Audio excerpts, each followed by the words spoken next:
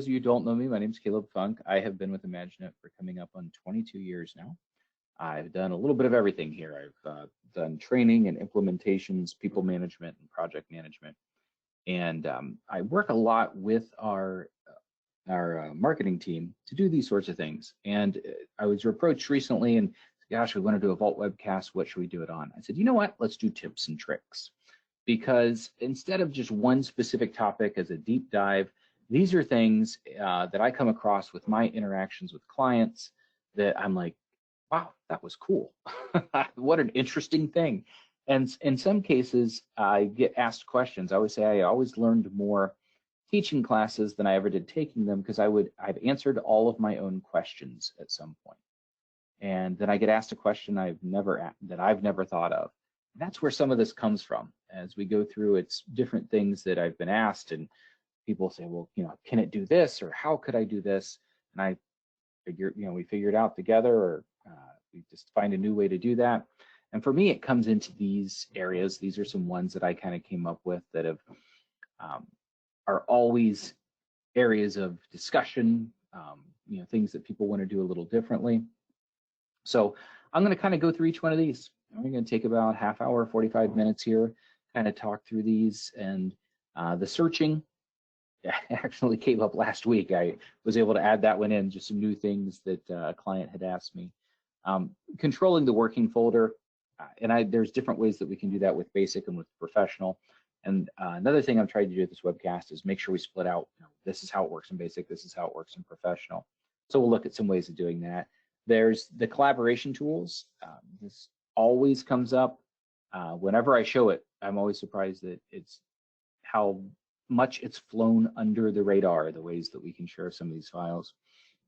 And then I'll just wrap it up with kind of just linking files. There's just some ways that we can, within Vault, link some things together. And again, it's kind of gone under the radar and missed a little bit.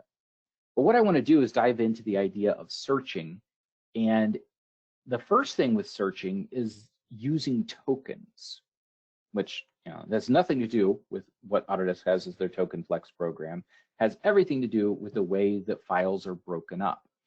So when Vault searches for information, and this is not in file names, but that's where I'm going to kind of point it out. It's not just file names, it's any property. When Vault searches in a given property, it searches using tokens, and this is how Autodesk terms it. Basically, it's the way the things are broken up. So tokens are broken up by dashes, underscores, spaces, periods, which I don't have in there, a period would do it, and changing from alpha to numeric or from numeric to alpha. Each one of those identifies a property as a chunk. Think of a token, it's just a chunk within there that it's looking for. So let me give you an example here. Maybe I will. Let me give you an example, and that is when we look at this, if I'm searching with tokens, I can find that entire file just by searching for A. I don't have to do A dot star. I don't have to do A dot any. I just put A, and because there's a dash, A will return this particular file, right? 055401. I don't have to put a star before it or after it to go look for that file. It's already delineated by having those pieces on either side, by having those dashes.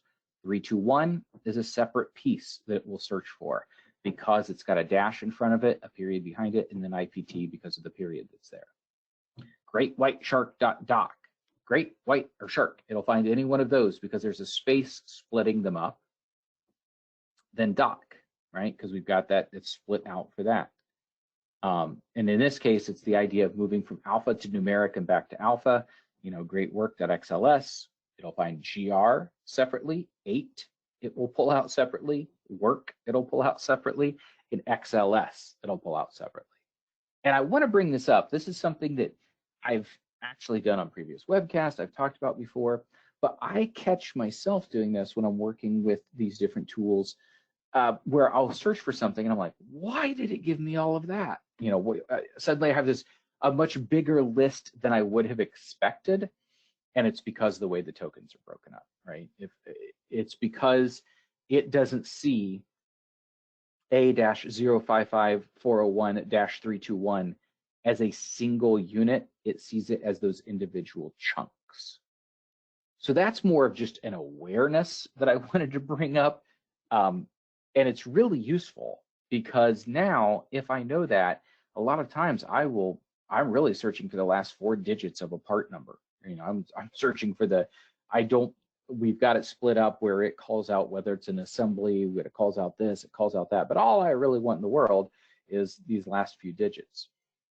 If they're chunked like this, where we've got spaces or we've got dashes or we've got periods, whatever it may be, underscores that, you know, any one of these pieces that break it up, dash, underscore, space, period, alphanumeric, then we don't have to concern ourselves with that. It is just going to break up automatically. So it explains 2 things. A, why do I have so many returns on this particular search? And B, how can I quickly find, you know, I want to find 321. Great. All I have to type is 321 because the delimiter is already there. So that's kind of the first thing that I wanted to bring up, just the idea of searching with tokens. It's anytime I think of searching, it's always very important. Let's look at something else though. This is kind of the meat of the searching portion that I wanted to get into. And that's the idea of using filters. And this isn't something that I thought of. I had a client that reached out to me and said, hey, we keep track of all of our information. We have all these vaulted files, but then we have all this information about them in an Excel spreadsheet. And the reason we keep it in the Excel spreadsheet is so that we can filter on things and easily find things. I was like, well, okay, you know, I can search for anything in Vault. They're like, yes, but we want to be able to filter this. Okay, well, let's get this idea here. And Vault has the exact same thing. It almost works exactly like Excel does. And this is true if I'm looking in a folder or if I'm looking in a search. I can easily go filter this information out. The easiest way, rather than go through and do some PowerPoint things, I just want to show this off. This is pretty impressive to me. Hopefully it is to you, how we can access this. So I'm going to go grab my Vault and pull that up there. And I didn't really pay a lot of attention to this in the past. For me, I would always come here and do searches to go find information and to go find different pieces within here. But what I'm going to do is I'm going to take a look in this particular folder. And the first thing I'm going to do before I begin filtering is I am going to change what fields I have up here. So this might be the first trick, right? Customize view. I can come in, and to me, this is very much Microsoft looking. It looks like Outlook. It looks like anything like that. But I can come in and I can select specific fields that I want to look for. And I'll look for file information. And I'm going to take a look at, let's say I want to add in, you'll notice all I have right now is the name, the state, and the revision. Well, I'm going to come along and say, well, I want to add in, let's say, description, right? That's something that's pretty common in here. And I can move that up and move it down and all these different things. So I'll move it close there. And I will say, whoever created it, sounds good. Let's put that in there, the drawing creator name. Maybe that's something I want to search for. And I'll put in material. So normally I don't think of these in this sense. I tend to leave these to properties that I search on. I don't spend a lot of time looking for them like this, but I'll make that change. And now I've got fields where I've got my description, my creator name, and my material. Oh, DWG. I picked the wrong one there. That's all right. We'll customize that view and I can remove that. So those fields, I can easily remove that information. Right? Actually wanted created by. That's okay. Go back here to see. Created by. There we go. Not DWG creator. All right, we'll move that up, move that up, move that up, move that up. Sounds good. Okay, so now we've got the files. We've got who created the particular file. We've got all this different information in here. If I hover, I actually have a little filter, this little funnel that shows up on each one of those. I'll be honest, I didn't pay any attention to this. But I can come in and just like I would within Excel, say, hey, only show me the things that are tube. Only show me angle steel through here. Only show me angle steel. Let's take a look at materials. Oh, all I have is generic for that one. So I don't have a whole lot of options to switch to. But maybe I only want to see these who have Rev A. So the searches are so powerful because I can go find anything throughout Vault wherever it is. But these filters allow me to kind of drill down through each one of these. And instead of building up some complex search that says find everything who is description equals angle steel, material equals this, revision equals this, I can just filter it. Clear the filter, jump back. I can turn those filters on or off very easily down here and shut it off. And again, that works across the board. If I go here to designs and I search across designs, I'll just search for DWG. This is every single DWG I have. Gives me this whole listing of DWGs, and now I could come and filter only for those by CFunk. Give me those. So in my entire vault, I filtered very quickly for all of the DWGs created within there. And again, I can filter by entities. I can go through and find particular names. Like, oh, wow, there's inlet cone. Perfect, got it, done. So this is, I always think of search in the terms like I almost mentioned with the tokens. I'm going and I'm looking for particular information. I'm searching for, this part number, I'm searching for that. But maybe I have additional information in here, such as project number, customer number. I want to filter for everything that was done on this project by this customer.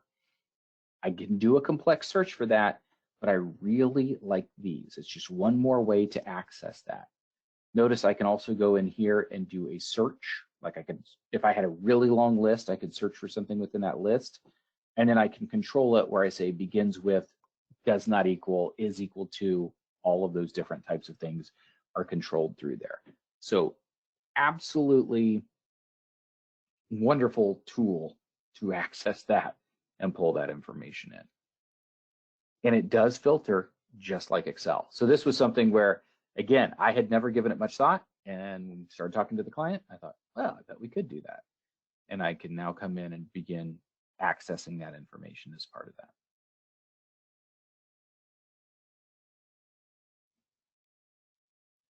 Very easy to filter on. So highly suggest you at least taking a look at it. You can create, you can change those fields as much as you want to. And you can even, I've gone this so far as to create custom views of those, which is, I'll save for another webcast maybe, but you can filter on those and find that information. It's the whole idea behind it. That's my first one. My big searching tip and trick is using those filters to locate that. For collaboration, I have two that I'll touch on. The first one is the idea of a shared view. So a shared view is a view of a file. It's not the file itself. It is a viewable that can be shared outside the firewall. You can create these in Vault or Inventor. I'm going to create it from Vault because, hey, it's a Vault Tips and Tricks webcast. Let's go that way.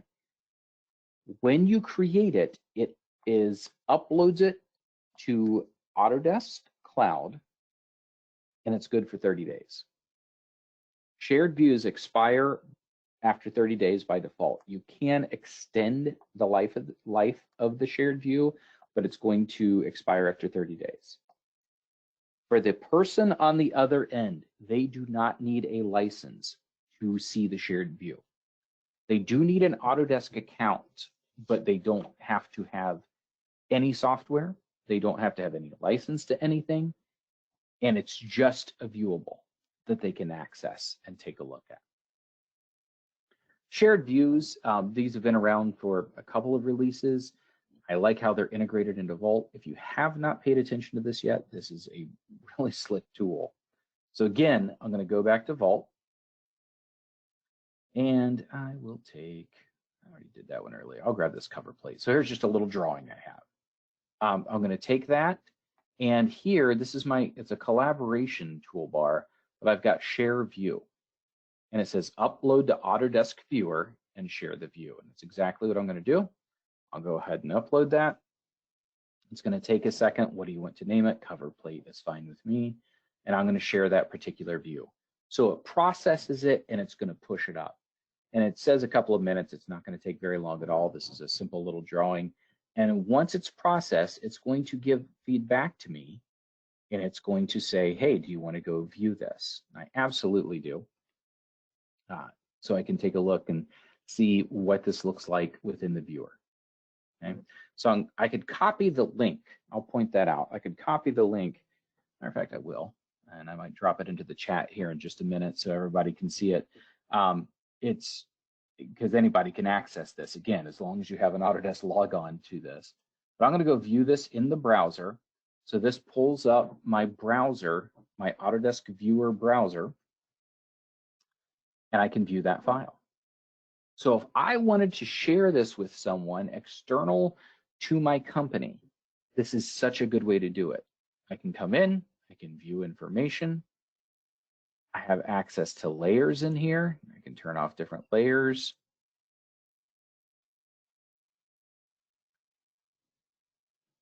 If there's multiple views, which in this case, there's just the views and then I've got the sheet itself, right? I can just move around that. I don't have much else on this one. On a 3D model, I'll show in a minute, it's got a little bit more. I can come in here and take some basic measurements off of this.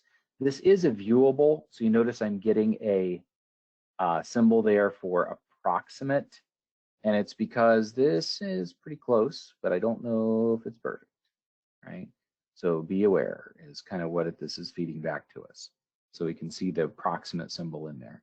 But I can come in and take a look at that. As a matter of fact, that's really close. My interior diameter was 25.13 inches, and I'm coming out with 25 and a quarter, so and an eighth, I'm sorry. So that's probably right where it's at. I can do areas, I can do different things.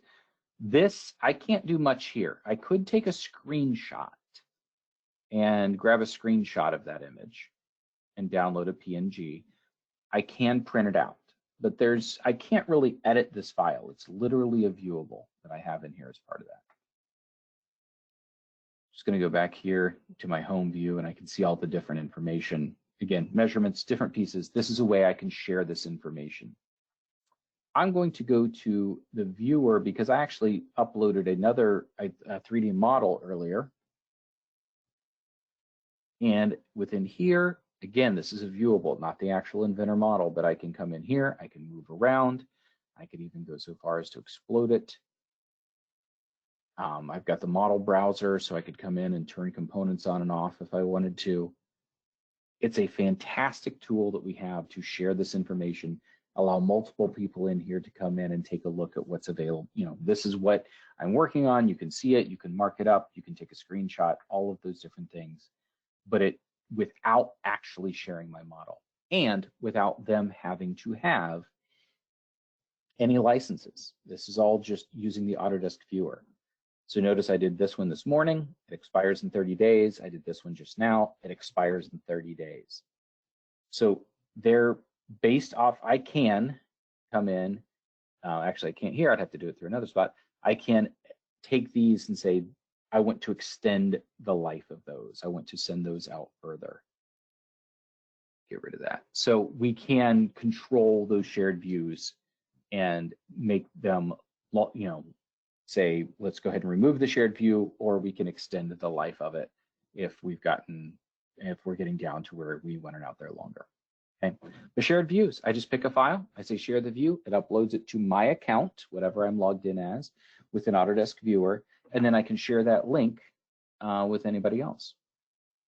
In fact, I should be able to just, I think I can drop this into chat.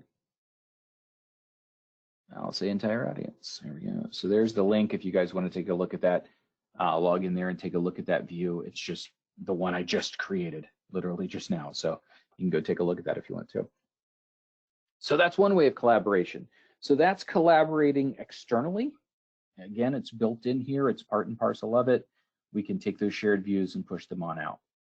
Collaborating internally, one thing we can do is, and this is something comes up from time to time. Again, I don't know if everyone realizes it's possible, but Vault Basic can publish DWF files external to the Vault.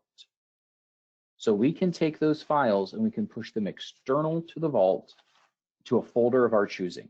Every time you check in a file, it'll create a DWF and push it over there. Vault Professional can publish DWF or PDF files, and you can do it on check-in or release. So we've got a few more options that we have with that. But this is an option, it's within Vault. And you have a couple of things. You can say, don't do it.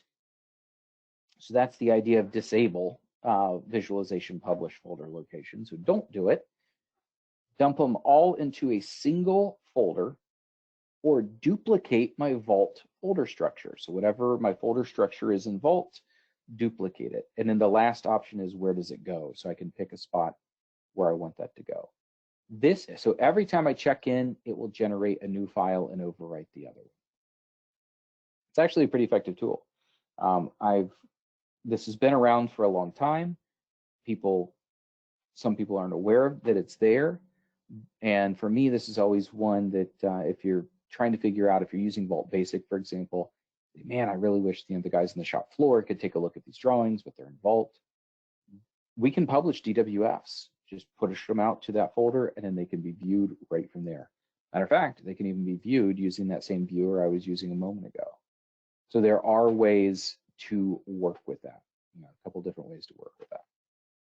So that's kind of the secondary idea on collaboration that I have within there.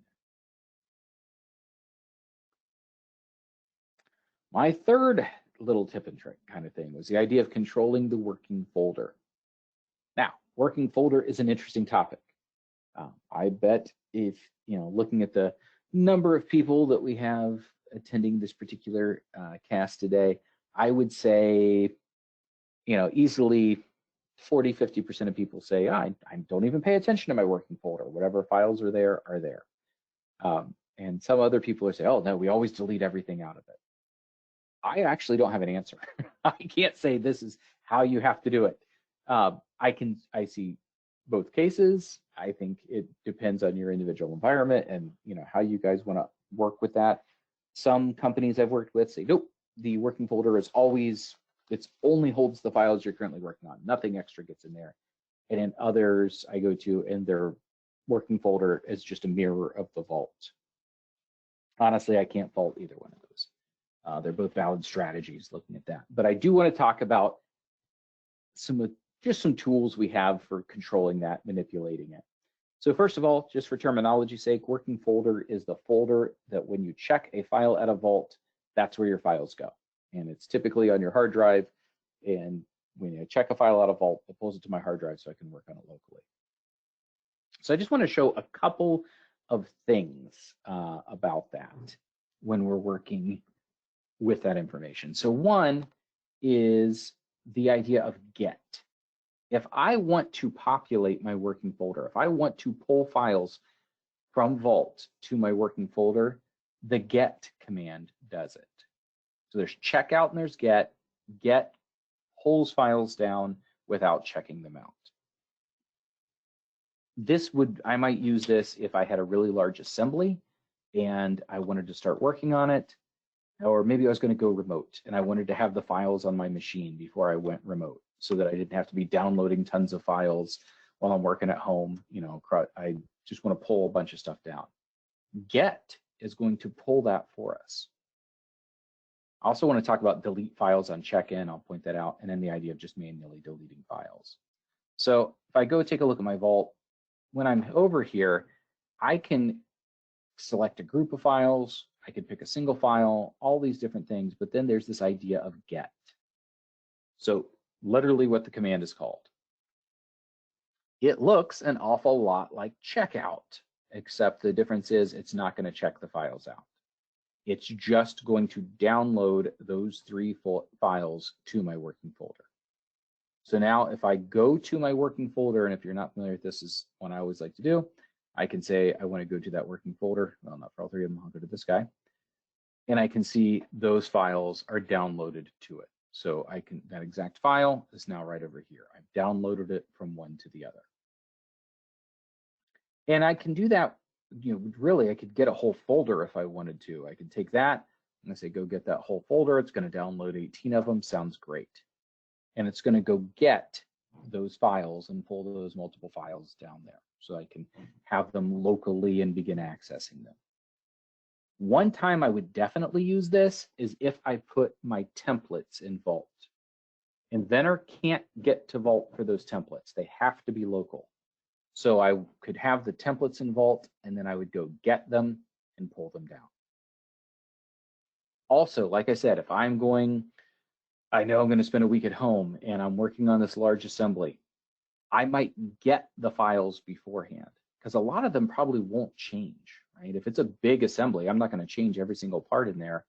I'll be working on my section or my component. I might get the files so that when I go to check them out of Vault, it says, oh, cool, he's already got those files. Nothing's changed. I'll just use the one on the local drive. So it's really useful for that. So get populates my working folder. However, I may not want to populate my working folder. I might, and I'll just grab something here. I might, nice and clean. So I'm going to check out this particular file. It's just one of the little pieces of steel that I have in here. And then when I'm done, I'll just, let's say, punch a hole in it, just so I've got something, some change in here. And then when I go to check this back in, and this is something I think gets overlooked and people kind of forget about, I can say, close the file and delete the working copy. That is going to close this file out and delete it from my working folder. So while get populates all of this, in this case, I'm trying to keep my working folder clean and almost empty by moving that back into there. Right, so it shut the file down. It's like it never existed. It removes it from my hard drive. So this is, I've got some people who use that consistently every single time. And again, some people have, a very full hard drive because it's just matching everything that they have in Vault. Most people are somewhere in between, right? Which is pretty typical, that we wouldn't be one way or the other. We'll go with Aristotle's golden mean and try and keep it in the middle. But if I take a look, one thing I will point out, if I go to, I want to go to the working folder, excuse me. If I go to this working folder, if I want to clean it up, and I've reached that point, I want to go through and clean this up. This is true of Vault Basic or Vault Pro. I can just delete these files. Now, I want to be cautious because I don't want to delete something I have checked out. So a lot of times I will create a search called checked out to me, figure out what I have checked out. So I want to keep those, and I'm going to go through and delete all of the other files. You can delete that working folder every day if you wanted to. You could check in all your stuff, delete everything out of the working folder, and start again the next day. So you can manually delete those files pretty easily. The big trick is know what you have checked out, because if you delete something you have checked out, it's not the end of the world. I could always go get it again, but I've lost all of the edits that are on my hard drive since I haven't checked it back in. That's why I want to avoid that. I want to make sure and keep that there. The other tool we have available is with Vault Professional. It's the Workspace Sync tool. And the Workspace Sync tool goes through and does what I just described. It kind of checks to see what's files, what's checked out, what needs to be deleted, all of those sorts of things. It's good for deleting unwanted files, updating desired files, but I don't have to be the one to say, gosh, do I have this checked out? Is it not checked out? I just let Workspace Sync handle it. And if you haven't used Workspace Sync, it's really pretty slick. It's one of these tools that easily goes unseen. I'll go here to Workspace Sync. It looks at my hard drive and it says all of these files you have out here on your C drive. The first set is expired managed. This means they were checked in from Vault or checked out of Vault, and it's been more than 2 weeks since anything's been done with them. So it can edit all those files.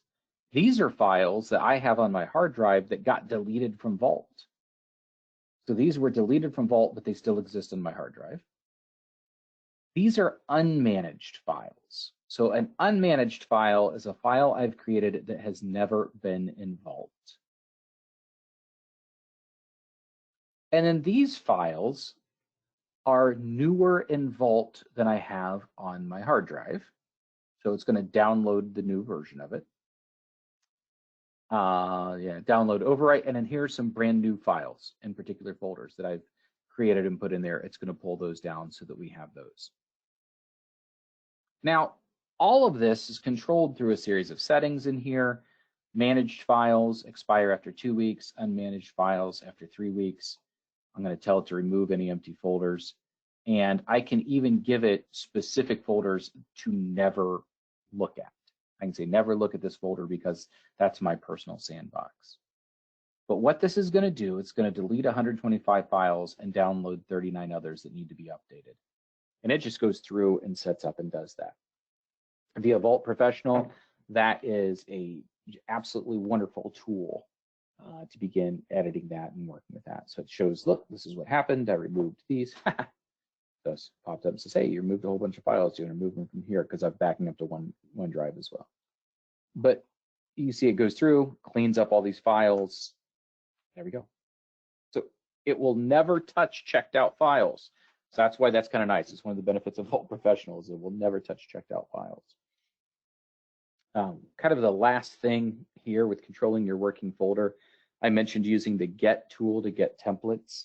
If you have Vault Professional and you're one of our clients, we have a series of utilities. And one of those utilities will check to see every time you log into Vault if you're up to date on certain files and download the new version. So it will make sure you always are up to date on templates, always up to date on design data, for example, whatever it would be. So it's yet another way to control your working folder through some of the tools that we've created. All right, rounding. So we're in. Okay, perfect. One of the last things I kind of will talk through here, just another little thing that kind of stood out to me, was the idea of linking files. And again, this has been around. This isn't new. It's not some secret feature, but I think it gets missed a little bit. And there's a definite benefit to this. So you can attach any file type to any file type. So this is not an inventor link. This isn't, I'm linking an Excel spreadsheet that's driving my inventor assembly, or I'm linking these 3 parts together. This is, I just want this file going along. I want this following along with what I have. So it could be a PDF of specifications. It could be a Word doc that's a standard operating procedure. It could be a form that we're filling out for a purchasing rec. It could be communication from the client, whatever. It does not really matter. If it is in Vault, any file type can be attached to any file type. And this will show up in the Uses and Where Used tabs. So I can, over here I'm showing Uses, I can see I've got this file attached, and I could go to the other side, I could look at that file and say, where is it used? And I could follow it back the other direction so that I could see where that is. And this is a way I can link these together. It'll always follow with it until I remove it. It's just built into it at that point. So let me show you what I'm talking about. I'll jump back over here to Vault, and I will go to a file. Yeah, let's stay away from that. I only know these. Yeah, okay, cool. Huh, look at that. I've got a, this PDF that's out here in my PDFs folder. Sounds great. What I'm going to do is go back here. I'm going to grab this particular assembly, and under Actions, I'm going to go to Attachments.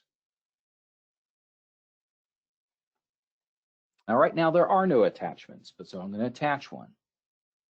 And again, any file type can be attached to that. It doesn't have to be, there's no limits on that, but I'm going to go ahead and say, yep, we'll take that. Sounds great. Attach it to it. So now this assembly, if I take a look at what does that use, it has a series of attachments associated to it. In one case is this PDF. And all the Vault rules of linking are true here. I can go follow to that. I can find that file. I can say, where is that used? And it shows, well, it's used as an attachment into this assembly.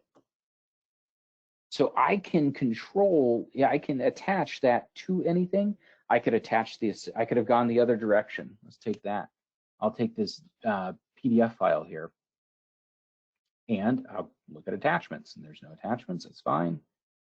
And I'm gonna say, well, let's go attach. I'll go grab,